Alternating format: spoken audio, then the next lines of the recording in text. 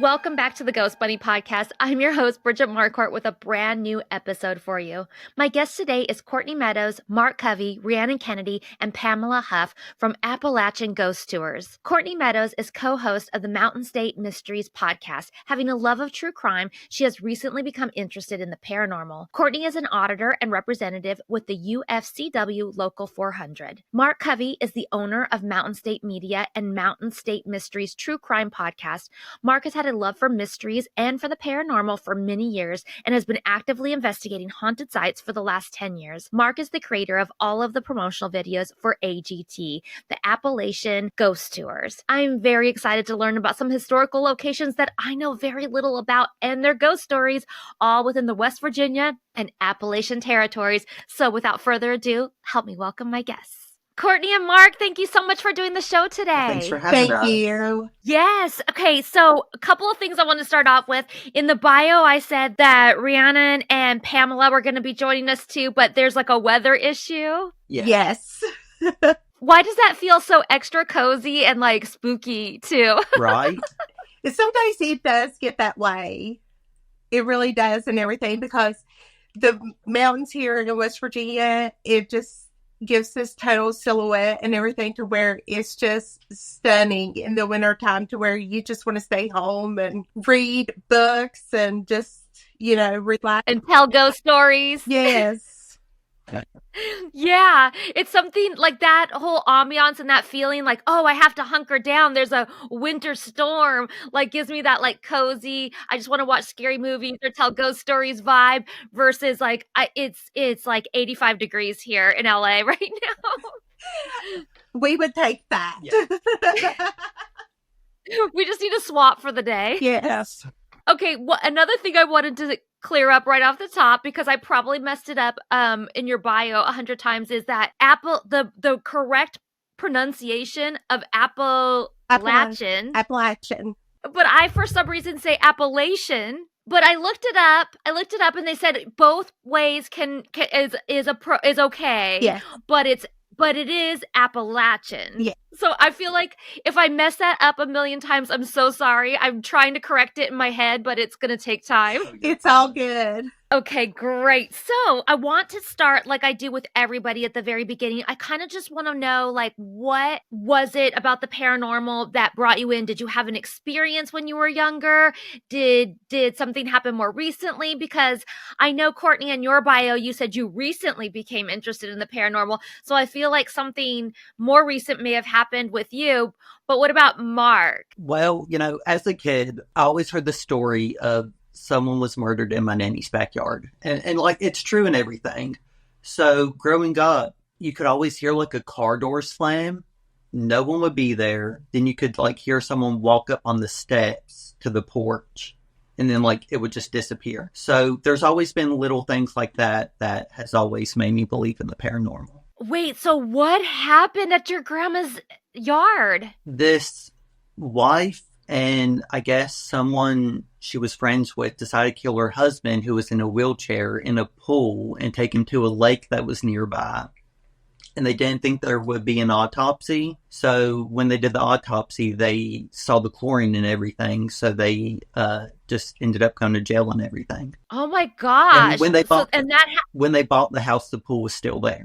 Okay, so somebody took their husband who was in a wheelchair, drowned him in the pool, then got rid of his body in a lake, thinking no one will know the difference. Yeah. And then they did an autopsy and found the chlorine, and it was that. And then your grandma later bought that house, and then you heard things happening. Oh, yeah. Yeah, it's insane. Like, her dogs even heard it. Like, you would hear a car door slam, and then someone in boots walking up on the front porch. Wow. And nobody was there. No one. So it was like this residual haunting that kept happening. Yeah, and it's kind of died down here recently, but yeah, it's been years and years. She still has the house then. Yeah. Mm-hmm. So other than that, did you have any other experiences as a kid? Or would you say that, that's probably one of the first things that really opens your mind to it. Yeah, that was one of the first things. But here recently, I've had way more experiences. Last weekend, I was actually chased by a shadow in an old hotel. Yeah. It was crazy. Shadow figures are creepy, that's for sure.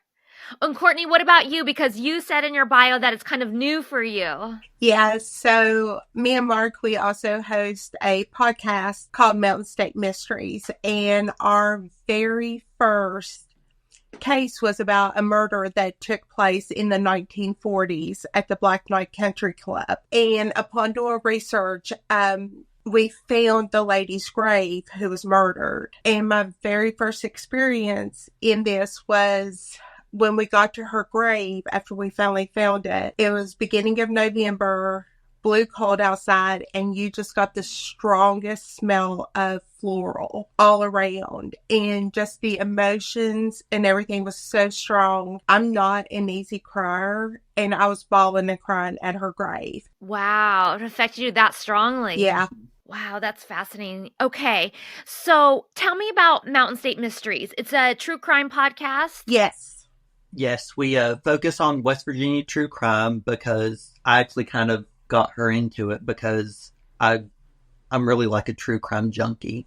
So I'll listen to anything, and I've always noticed that like West Virginia true crime cases are missing from the big podcasts. So I'm like, why don't we just give this a shot? And I was telling her about the Nellie Ray case, and we became obsessed. And we took 2 months deep diving into it, and we're almost on season 4, and we're not stopping anytime soon. Yeah. That's great. And another thing that we do too is we want to open everybody's eyes to cases that are still cold cases that have not been solved, to get media attention back into them, because we want to help the families get peace. Yeah. Yeah, definitely. I was looking at some of the stories too, and it says one executed by mistake, a case from 1985 where a 19-year-old was murdered, but the killer may have been the wrong person. Yep. And the Mayflower murder, a historical murder. The Mayberry? No? Was it the Mayberry? Oh, is it Mayberry? Uh-huh. It said Mayflower on this. Yeah, it's the Mayberry Mansion in McDowell County, and 3 people were murdered on Valentine's Day.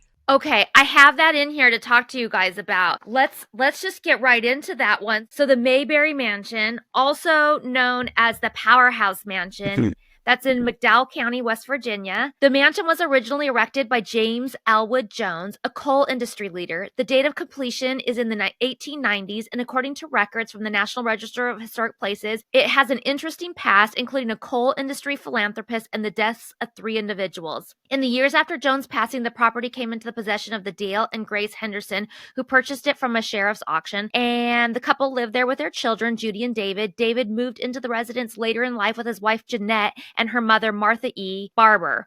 After his parents passed away, a tragedy would soon strike. David, Jeanette, and Martha were shot and killed by Stanford Tony Allen on February 14th, 1998, and Allen was found guilty after trial and sentenced to life in prison. Yes. Yeah. So what happened there? Well, there was basically kind of a lover's triangle with Tony, Jeanette, and David. And apparently Jeanette was wanting to call it off. And I want to say the weather was bad that Valentine's Day, so she told Tony not to come. And he went and apparently walked in, shot them all, which I don't know if I really believe he actually did it or not, because to me, the mansion's so big that you could run away from one person with a gun. So there's other rumors that are going around about the murders, but there's apparently like tunnels under the house that go into the basement, so they think he entered in that way. There was also the maid stairs that led up to the attic, and that's where somebody was murdered at, was up there. David was on the second floor landing for the like secret staircase, and Jeanette was running up into the attic to grab some guns Tony gave her. And the bullet holes are still there from where she was murdered. Yeah. And you guys did an investigation here? Yes. I was there 2 weeks ago, I think. Yes. We were doing an interview for the podcast, and we decided just to stay the night since we had it. And there was shadow figures. There was like random flashes of lights. Our equipment would die, like after a light would flash on it. So it's definitely active, but you will also see like figures walking down the hallway, like just like through the night. And one of the big things is David was a big prankster. So if you're there, things will move on you. If you think they're one place, they'll be somewhere else. So it's definitely, I don't think bad energy there, but you definitely get some activity from Tony, really all of them. So it's definitely one of the most active places we've been to. Yeah. There's also too, one of the rooms is off of a big, huge like sitting room that you would come into, and there was this massive fireplace. And upon research, the original owners, the father died there from a heart attack. And while I was there with him, I just felt that heaviness in my chest. My chest just kept hurting and just starting to have a little bit of a hard time breathing. And then afterwards, that's when we found out that he died of a heart attack there and everything. There's definitely tons of energy there. The one night they did the investigation there, the lights were turning on and off by themselves. Oh, wow. You could ask a question and the light would just go off. Then you could ask for it to come on. Mm-hmm. The whole light, not just like a flashlight, like the actual lights of the house would respond to your questions. Yeah. Wow. It's interesting because the history of the house is, and it's funny, I was wondering about the older, the original owner, James Elwood Jones, because it said he died, but it didn't like say he died at the mansion. But for some reason, I had a feeling that he did. Yeah, so it's so interesting. There's really no other place he could have died, because I want to say it just says Switchback on his death certificate, and there's no hospital there whatsoever. So we think he just died in his bedroom. Yeah. And it's interesting, too, because the house was built in the 1890s. So obviously there's a lot of history here and everything. But then the paranormal seems to be mostly in reference to the 1998 murders. Do you think that there's other things going on, too, from the past before that? I think so. There's a rumor that the property was part of the Underground Railroad, but we haven't been able to find anything on that whatsoever yet. But there are tunnels underneath it, right? There is, yes. Yes. We haven't been able to find them. We look for them every single time we go, but we haven't been able to find any yet. Oh, you haven't found the tunnels? No, we think that they sealed them up in the basement, but they're somewhere on the property, and we think we have a good idea. Like, we will actually be going back on Valentine's Day to do an investigation. Oh, So really? We'll be looking for the tunnels then. I'm so curious what's going to happen to be there on that day. Do you know the time of the murders? It was around 8 p.m., I think. Yeah, it was at the evening time. So you're definitely going to start the investigation kind of early, right? And be there for that? Yes. And if I remember correctly, that winter, I was in high school, and that winter, it was really, really bad weather. Like, that was when the store collapsed in. So it was really, really bad weather. So just the fact that somebody could actually get up there in that is mind-blowing. That's interesting. It makes me wonder if maybe he was already there and hiding out somewhere, since there's so many. There's an idea of that. But, you know, his uncle kind of vouched for him being in his trailer and everything, so. Yeah. Wrinkles, fine lines forming around my eyes, and overall skin texture is something that I am trying to stay on top of. Feeling confident in your skin starts with getting expert care. That's why I'm excited to partner with Apostrophe. Whether you're dealing with acne, signs of aging, or dark spots, Apostrophe helps you get access to the right treatments for your skin. Apostrophe is an online platform that connects you with an expert dermatology team to get customized acne and dermatology treatment for your unique skin. Through Apostrophe, you can get access to oral and topical medications that use clinically proven ingredients to help clear acne. Simply fill out an online consultation about your skin goals and medical history, then snap a few selfies, and a dermatology provider will create a customized treatment plan just for you. Apostrophe offers access to prescription treatments for all types of acne, from hormonal acne to facial acne, or even back, chest, and butt acne. Treat breakouts from head to toe. For me, I want overall improved skin texture. And what I love about Apostrophe is how easy it is to access, and I don't even have to leave my house. I have access to an expert derm team, a tailored treatment plan. It's simple to sign up for on your first visit, and there's no in-person appointment or trip to the pharmacy needed. And I have a special deal for our audience. Get your first visit for only $5 at apostrophe.com/ghostbunny when you use your code GHOSTBUNNY. That's a savings of $15. This code is only available to our listeners. To get started, just go to apostrophe.com/ghostbunny and click Get Started. Then use our code GHOSTBUNNY at sign up and you'll get your first visit for only $5. Thank you, Apostrophe, for sponsoring this episode. Okay, you guys went to a spot that I have been dying to go to, and I've heard so much about it. The Lake Shawnee amusement park? Yes. Tell me everything. When we went, we were actually doing a fundraiser. So it was both of our first times there.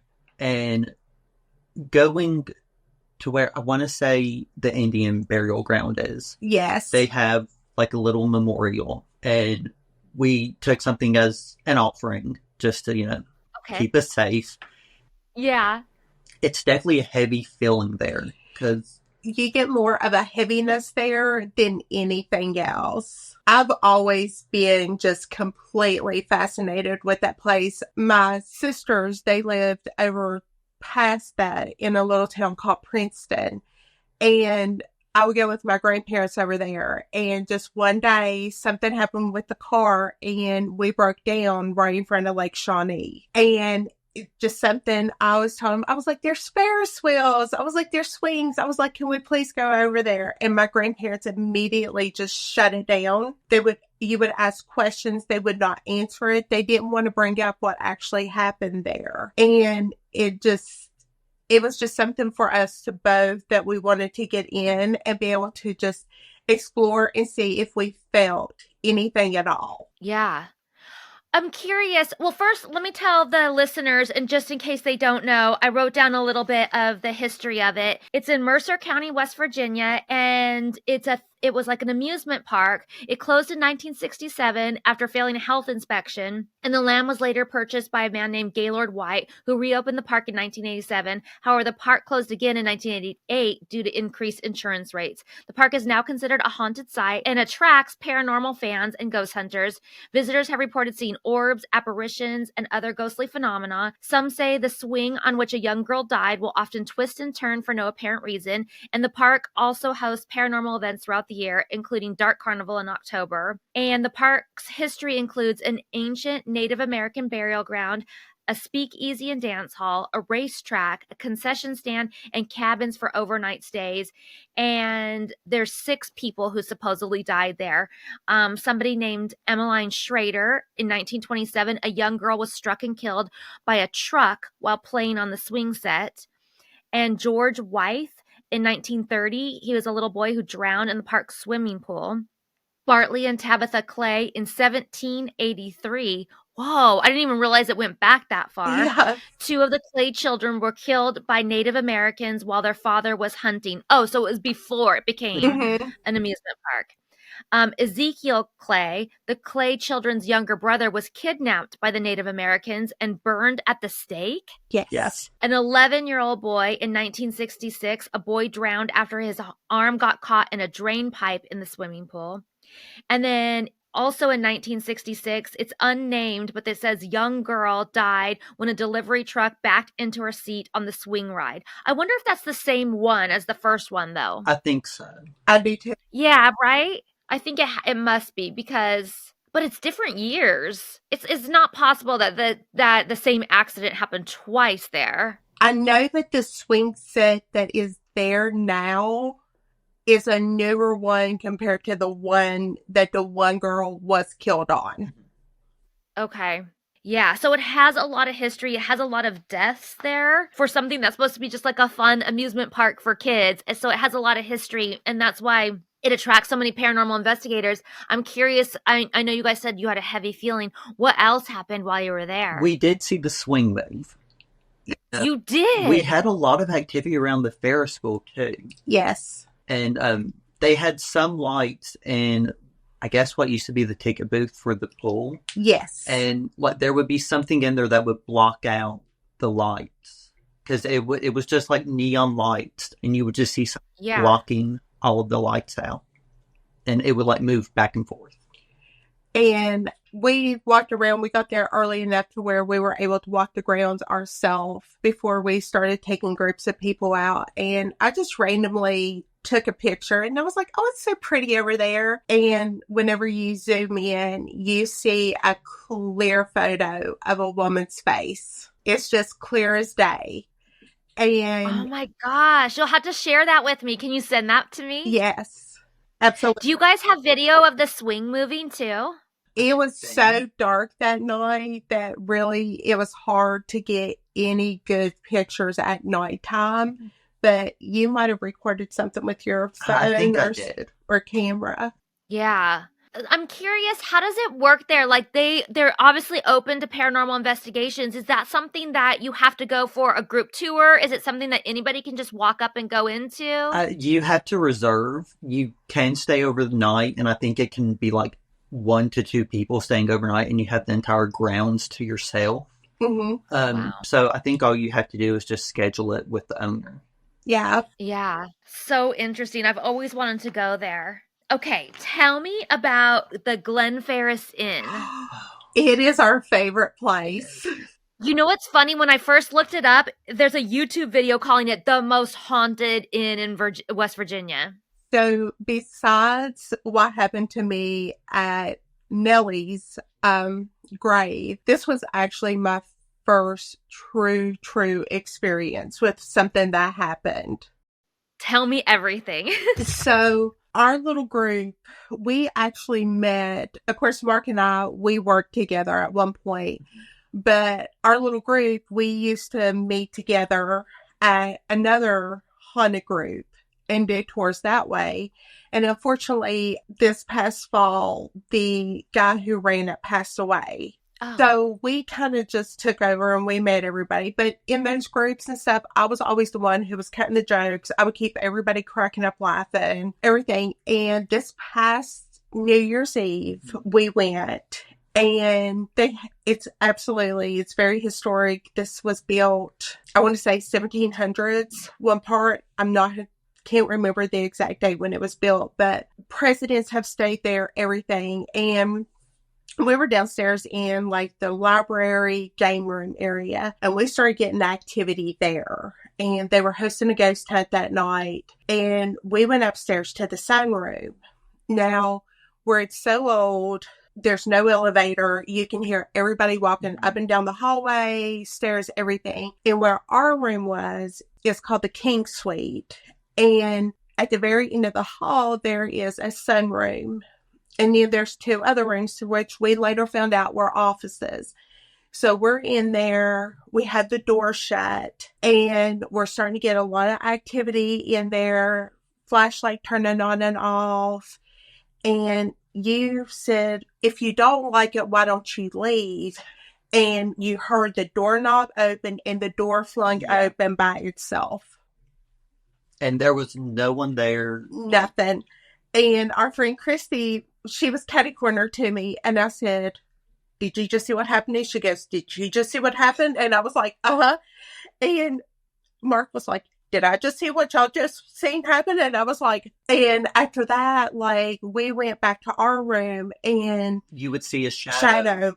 Because we have like the entire balcony, and you would see just like a shadow go back and forth in front of the window. And actually in the room, we got a lot of activity from the presidents who stayed there. There was about 6 of them. Yeah. And we would have full-fledged conversations with them. Like, it was so, like, cat balls would go off. You would have EMF meters go off, flashlights. It was definitely a crazy night. It really was. And it wasn't a bad energy at all. Like, when everybody left to go back to their rooms, we just slept peacefully, got up the next morning, and it was just like nothing happened. But then, like, we went back in August and we had crazy activity then.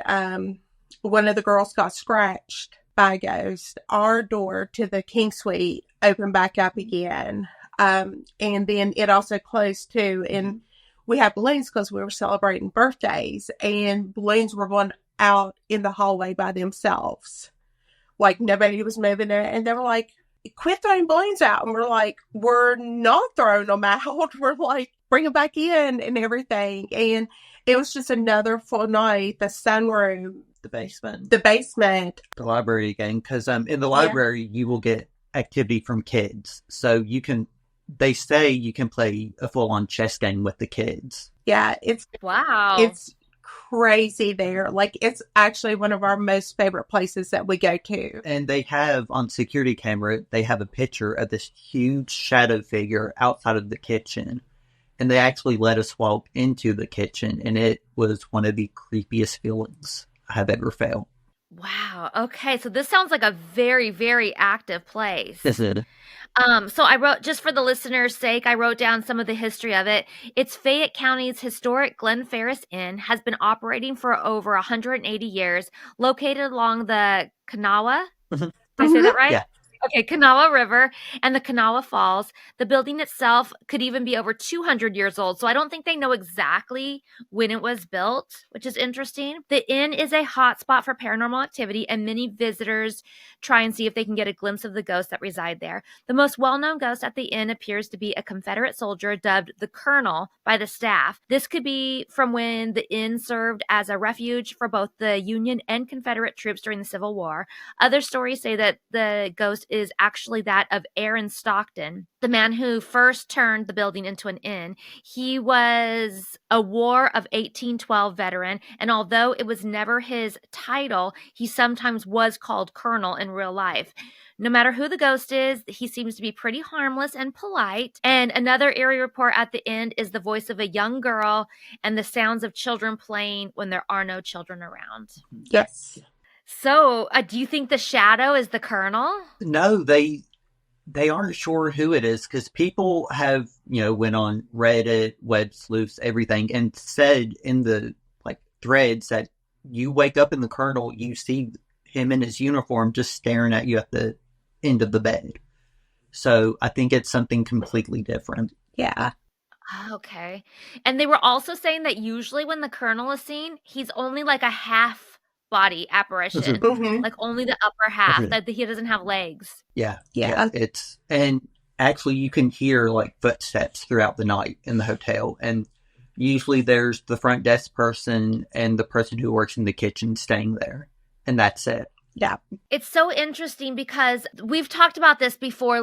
Does a ghost have feet? And I know that sounds so weird, but when you see something, I mean, for me, anytime I've ever seen anything or thought I've saw something, it's always out of the corner of my eye, right. And it's always very quick. And then when I turn and look, it's gone. And so if I have to give vivid details, did it have feet? I can't be certain whether it had feet or not. Right. And so I think it's interesting. A couple of things going on here. One, people are seeing it well enough to know that it's only a half body that actually forms. But we're also hearing footsteps. So something has feet or is able to make the sound of footsteps somehow. Right. Yeah. It's definitely one of the most active places we've been to. It's I think in our top 2. Yeah, and Ray and her husband, they were staying downstairs, and she was upstairs chilling with us, and her husband texted her, and he was like, "Are you down here?" He was like, "Are you shutting the TV cabinet?" And she was like, "What do you mean?" And he was like, "It's just opening and closing." And he was like, "The dog is losing her mind." Yeah, so we all ran downstairs super quick. I think we scared the front desk lady. Yeah. She understood. Yeah. Well, I'm sure she must get it all the time. Oh, yeah. They have told us stories. Yes. Yeah. The woman who is the cook there, she'll stay on the end closest to the falls. And she said that she will hear kids, everything on the 3rd floor, playing all night. And she knows that no one else is in the hotel on that floor. And she's on the 2nd floor, so it's right over her. So she's it's one of the craziest things because it keeps you up basically all night. Yeah. Yeah. Okay, tell me about the Price Mansion.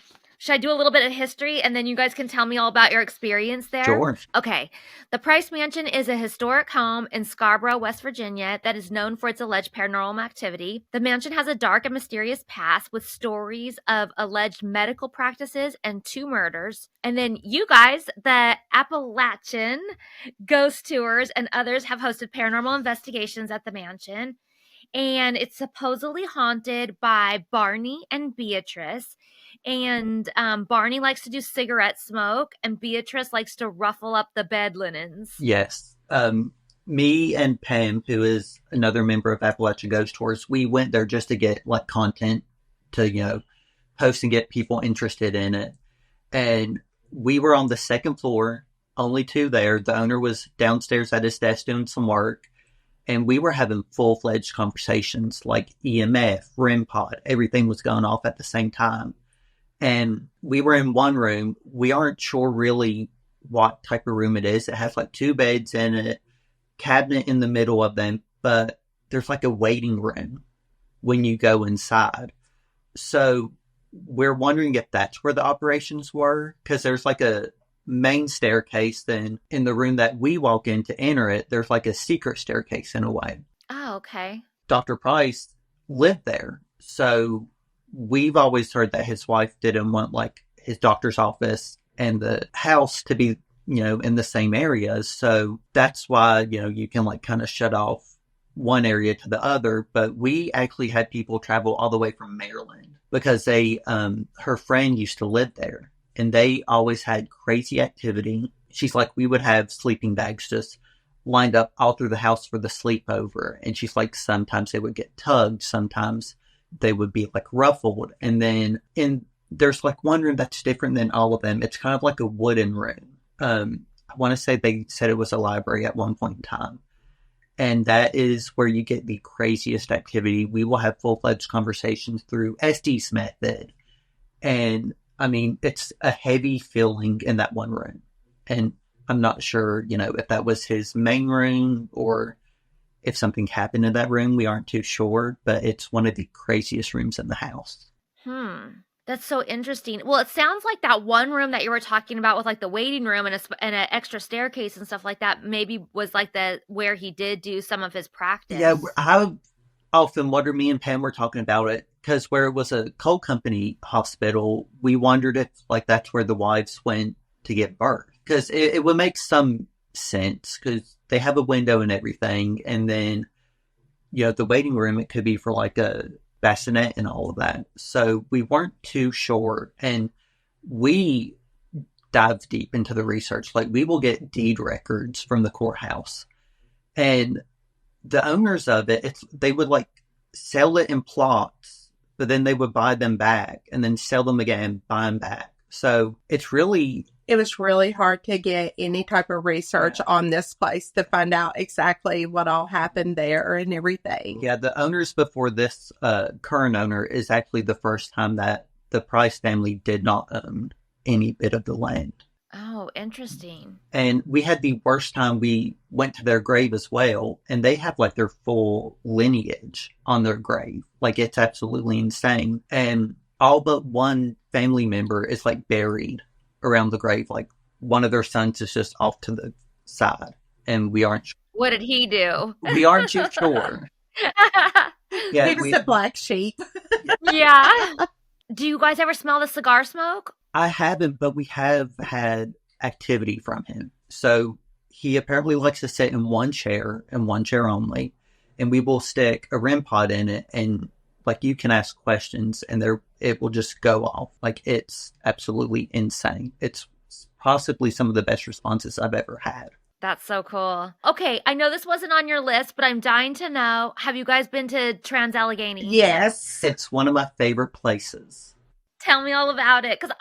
Well, first of all, let me just say that for the longest time, I was getting messages, like, this was back when like Twitter was the big thing, but I was getting messages from somebody from there inviting me to come and do an investigation and everything. But obviously I'm nowhere near West Virginia and very few reasons to go there. I mean, I have been there before for an appearance in, is it Morgantown? Yeah. Yes. And so that was fun and everything, but I don't get an opportunity to go to West Virginia very often, so I never went, but I've always wanted to, so it's been on my radar for a really, really long time, and I've heard so many people go and have incredible experiences there. It says Trans-Allegheny Lunatic Asylum. I wonder if it's still PC to call it that, or if like... I want to say they still call it, they give it like the name it had back in the day. They Yeah, well, They don't want to shy away from any of the history. This is straight from their website, but I just wonder, like, if people are, going to be like someday soon, be like, you can't say that anymore. Maybe, but in all honesty, we just call it Weston. Yeah, we just call it Weston Hospital.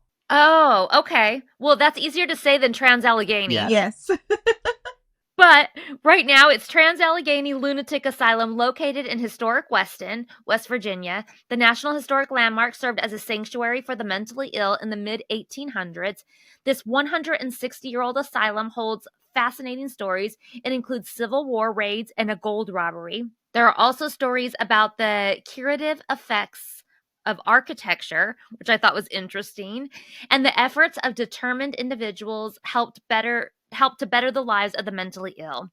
And Trans-Allegheny Lunatic Asylum is said to be haunted by a number of spirits, including Lily, who's a playful child who some believe spent her entire life at the asylum. She's known to laugh and play games with the visitors and staff, and some say balls have rolled on their own near her room. Dean, a patient who died at the hands of a bed frame and is said to spend time in the room where he died at the hands of a bed frame. Yeah, It's insane. What they did, it was two other guys. They tied a bed sheet. They threw it over a metal pipe. They would hang him, and when he would get unconscious, they would drop him down. Let him get conscious again. They would keep doing it. Then they kind of just got bored, stuck his head under a bedpost, and just jumped on the metal bed.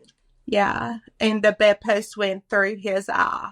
Oh my gosh, they just tortured this poor guy. Yes. And they said he was one of the nicest patients in the hospital. Yeah, because when you go on the tour through there, you actually do go into that room. That's so sad. Okay, and then Jesse, a man who died of a heart attack in a bathtub.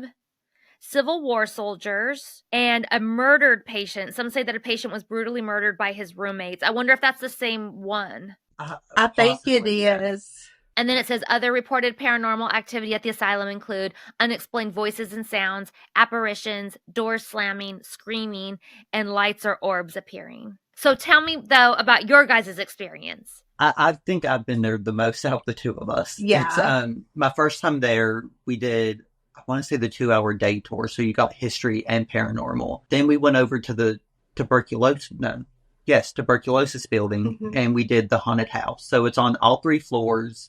One of the best haunted houses I've ever been to. But I always feel like I'm being touched or watched when I'm there. And actually, one time I went, I was with my cousin. We were coming back from Morgantown, and my phone died. So I'm like, there's a Rite Aid right down the road. I'm going to go get a disposable camera. And I was kind of just using up all the space on the camera. And the last picture I took, I was on the 4th floor, which is like where the doctors and nurses would live. And I just took a shot of the staircase going downstairs. And there you see a silhouette of a nurse in full uniform, her hand on the rail, walking down the steps. It's one of the craziest pictures I've ever had. I'll have Courtney send it to you. Yeah, please do. I would love to see that. And we went to Pittsburgh, and we turned what's usually a 4-hour trip into a 10-hour trip. Because we stopped there and we did a full tour. Yeah. And it was creepy even there during the day. Yeah. Even there, the daytime, like, you just feel like somebody is watching you. Like, there's even a point, like, I would just do that because it just feels like somebody's watching you. And, like, certain rooms you're in, you get more of a heaviness than you do other rooms. Like, they take you in the rooms where the lobotomies were done. And a lot of it, too, it's really sad when you think about how bad these patients were treated. The history of it was started being built while West Virginia was still part of Virginia. Then when the Civil War was happening, it was began, and then West Virginia finished building it after we became a state. And the architecture and everything is just stunning up through there, but didn't know it till last year, wasn't it? That they have a cemetery there, and they do cemetery tours also that we had no clue about. But I think in both of our pictures we caught orbs in there. we didn't get to go up where the pediatrics were that day. We didn't get to go there. We did get to go to the criminally insane part. Ooh. And that's where the murder took place. And the women's side, because they're trying to restore it to the full glory, we couldn't go on the women's side because it was just considered too dangerous. But even on the men's side, you just got the absolute just creepiest feeling, everything. Didn't your head start to hurt when we were in the one room? Mm-hmm. Yeah. I think it was one of the lobotomy rooms. I got like a splitting headache. Wow. I was wondering, when I went to their website, it said that they are closed down now for renovations. Yeah, they closed down during the winter because where it's a sandstone building, it would be absolutely freezing in there. So, during their off months, they try to restore as much as they can to get it back to its former glory. Yeah. Oh, I didn't realize that. So they do this every winter. It's not like it's not like it's closed down right now and we don't know when it's going to come back up. Yeah. No, it's usually right when it starts to get warm here, it will open back up. Typically, at some point in April, they reopen up. And from April to November, it's just nonstop people going. And Halloween is their absolute biggest time there. They'll have drag shows, Rocky Horror. They'll do a huge antique. Yeah, they have like an oddity show. Yeah. They do all kinds of stuff. And it just, the stories that they tell you in there is just, it's mind-blowing, and you completely get why there's still spirits there. There's one part where in the floor, patients would just walk in a certain way just all day, and it spells out love. And it's still there to this day. And the schools there would actually have their proms and everything there. Yeah. So they would go with the patients, and like they would be running around, and then you'll just be in the ballroom having prom, watching movies. Yeah. And they would actually play baseball in the field in front of it, and you see like in the wood at the windows, patients will like carve out the points with their fingernails. Oh my gosh. Yeah. And I'm not sure if you saw this, but the entire property is 666 acres. It's massive. Yeah. That's so crazy. And Charles Manson actually grew up not too far from there. Yes. I don't know what that means, but... Me neither. Okay, and you guys have some upcoming things coming, like January, the Campbell Flanigan Mural home. Tell me about it. It's one of the oldest houses in Hinton, West Virginia. The owner was actually killed in a horrific train crash. And we're working on getting the history for it right now. But the Historic Society of Hinton has told us so many stories. They would see things move. They see figures. It's, I think, going to be one of the most active places we've been to yet. Yeah. And also before the paranormal tour starts, we do historical tours too, to give people more of the history of everything. And then we go in and we do our investigating. Yeah, so just so people know, it's in Summers County, West Virginia.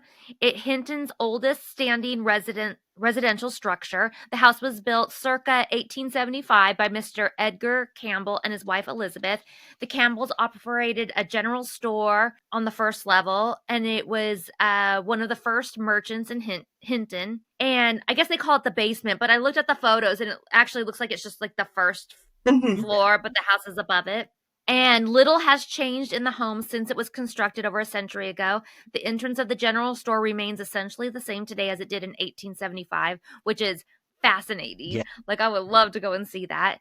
In 1876, the Campbells deeded the residence to their daughter Alice and her husband John W. Flanigan. They married on December 2nd, 1875. John became an engineer for C&O Railroad in 1871 and was the oldest in service, highly respected in the community. And although at the age of 58 and considering retirement, he hesitated to give it up. Fascination after 15 years or more on the fastest passenger train on the railroad kept him at the throttle. Then tragedy struck in 1907. John was engineer on the westbound fast-flying Virginian when it wrecked on March 12, 1907, just 8 miles east of Hinton. John was killed in this terrible train accident that also took the life of his firemen Mike Quinn and John Williams. Never in the history of the city was there such a turnout of people to attend the funeral and burial services of a departed friend. Pictures of the wreck and the engine plate from the old steam locomotive are on display in Hinton's Railroad Museum. In 1902, the Flanigan's daughter, Mary, married Robert O. Mural, and the home later became the property of the Murals. After Robert's death, Mary Mural lived in the home and was cared for until her death by her daughter, Mildred, who was a highly respected teacher in the Hinton community. Mildred was a brilliant person who had a great appreciation for history, and it was with grateful appreciation that she's credited with helping compile the colorful history of the family. And the home was occupied by Mildred until her death in 1986. So this place sounds really, really interesting. Like a lot of history. It almost seems like it's untouched. Yeah. Like they still have like mannequins with the, outfits that the family had. They have all the artifacts. Like it's basically a time capsule for the family. That's so interesting because I just went to the merchant's house in New York City, and it was the same family that lived there for like 100 years, and it's untouched too. Like everything in there, like everything in the closet is still their clothes. The sheets on the bed were the sheets they used. Like everything in it is like untouched. I mean, they it's a museum and they allow tours and stuff, but it's all the original everything. Yeah. It's insane. Yeah, we're really excited about this one because I believe we're going to be the first group to actually get to go in and investigate with it. Yeah, that is exciting. You'll have to keep us posted on how that goes. And then I saw too that you might do something with Pocahontas, Virginia. Tell me, is that just like is there a specific spot you guys might be doing something with, or is it? I didn't get to go to the meeting because the weather was bad, but I basically heard that we had basically the run of the town. Like Yes. There are buildings that are going to open and all of that. There was a massacre there. So like the history is very deep in that town. And like the entire town, they were like, please come and like investigate this. Yeah, they reached out to us to come in and investigate it. So That's incredible. I just wrote down, like, because I was looking, like, what's haunted there, like, where might they be going? Like, I was just trying to guess and, like, get a little bit of history and stuff. And they have a lot of Civil War battlefields there. Mm-hmm. It says the park is the site of West Virginia's last major Civil War battle, which took place on November 6, 1863. It's called Droop Mountain Battlefield State Park. Some say the battlefield is haunted by the ghosts of soldiers who fought and died there, and that visitors have heard sounds of galloping horses and seen the spirits of soldiers. And then there's Pocahontas Parkway. They said people think that it's haunted by Native American warriors, that visitors have heard sounds of war drums, chanting, and whoops. And they said a wild encounter was reported in 2002 when a truck driver said that he saw 3 Native American men in traditional attire standing in the middle of the road. Yeah, I've been there, and you basically...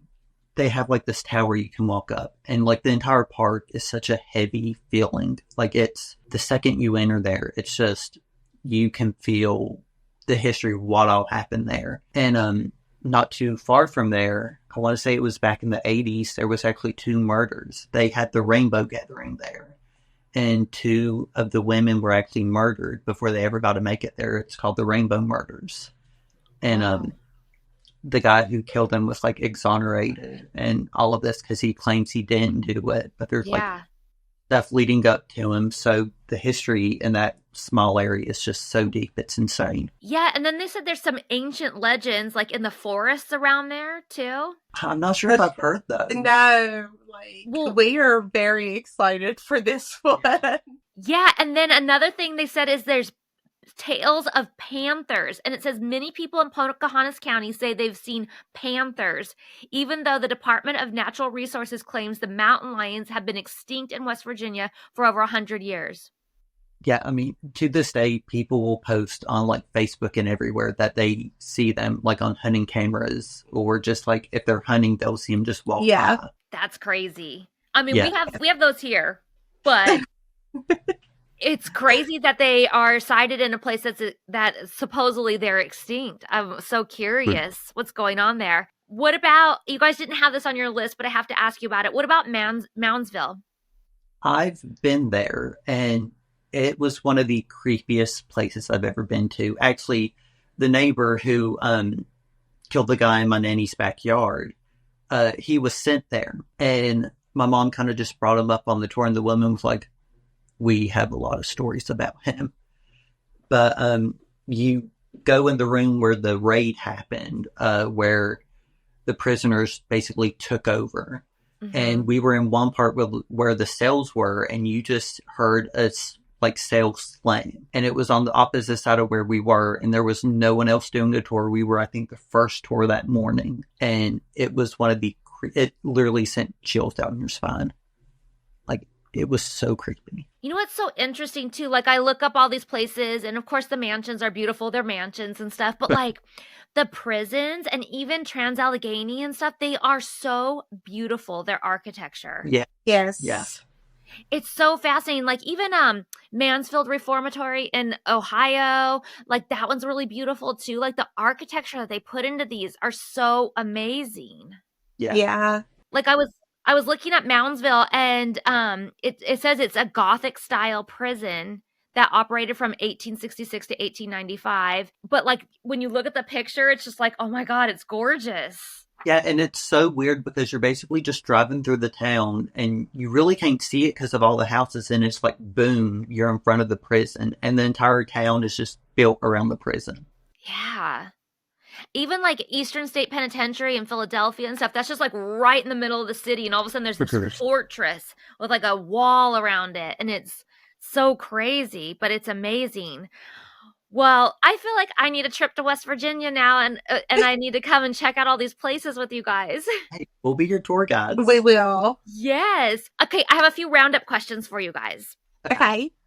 What would you say is the scariest paranormal place you've ever been? And it doesn't have to be West Virginia. It could be anywhere you've ever gone. I honestly want to say the Mayberry Mansion. I've been to a lot of haunted locations, but the Mayberry Mansion, it runs deep there. And what's so crazy was she couldn't make it the night that we went down to initially tour the place. And so Mark was FaceTiming her, and she screenshot, and there's just figures in rooms that you just see off of it and everything. I think that's the place that we've seen absolutely the most clearest evidence that there was. Wow. Because we were all outside. Yeah. We were outside getting ready to get in our cars, and we were looking in the bar area, and she's like, did you just see that? I'm like, see what? She took a screenshot, and you just see a man standing. Yeah. Yeah. That's crazy. All right. Your favorite paranormal tool besides yourself? I want to say a REM pod. I get the most activity from a REM pod. We've got a lot too with the flashlights. Mm-hmm. We've got a whole lot with the flashlights. So, best evidence you think you've ever captured? I want to say the picture of the nurse at Trans-Allegheny. That sounds so cool. I can't wait to see that photo. It's so clear. And the face. I want to see the face too at Shawnee, right? Yes. That's my one that I've got. Okay. Do you guys carry anything for protection? We usually carry sage, and we will sage after each, location we go to. Okay. And last one, paranormal place that you haven't been yet, but are dying to go to. Gettysburg. Oh, yeah. See, I've been to Gettysburg. I didn't do a paranormal investigation there, but I was just there. But I want to go back and do a paranormal thing there too, because it's the energy there. You just know. And it's so many people's first paranormal origin story. And it's just, that place is incredible. Yeah. We're planning to go one summer, so hopefully here soon. Yeah, that'd be great. Well, thank you so much for coming on the show and sharing your stories. Tell everybody listening how they can listen to your podcast, book tours for your next investigation, all the good stuff. For the podcast, we are on every single platform, so you can just search for us, Mountain State Mysteries. And then for Appalachian Ghost Tours, we have a Facebook page that will keep you updated on absolutely everything. So that's Appalachian Ghost Tours on Facebook. And we also are on TikTok too. Yeah. Okay. And it's probably quiet for a little while because the weather is so crazy, right? Yes. Yes. All right. I hope you guys enjoyed listening to this episode of the Ghost Bunny podcast. Thank you so much for joining me on my spooky adventures, and I look forward to sharing a new ghost story with you each week. Please subscribe to our podcast so you're always the first to know when a new episode is out, and follow us on social media at Ghost Bunny Podcast on Instagram for photos and sneak peeks, and Ghost Bunny Podcast on YouTube for the video version of the podcast. And go to patreon.com/ghostbunny for spooky tours, investigations, and more content. Thank you guys. Oh, Thank you.